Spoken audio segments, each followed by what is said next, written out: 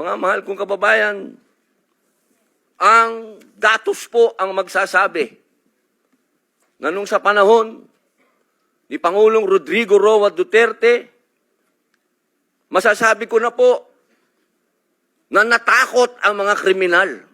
Wala pa po siyang ginagawa. Doon lang sa commercial niya na last Christmas yun na to, natakot na ho ang napakaraming kriminal.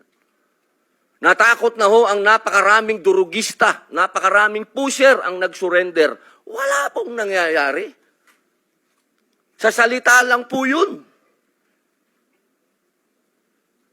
Mga mahal kong kababayan, kung sisisi natin lahat ang mga namatay dito sa administrasyon ni Rodrigo Roa Duterte, abay nagkakamali po tayo.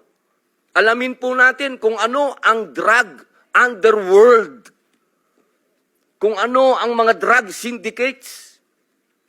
Ako na po ang nagsasabi sa inyo, regular na po ito tuwing magpapalit ang administrasyon, naglilinis ang mga sindikato.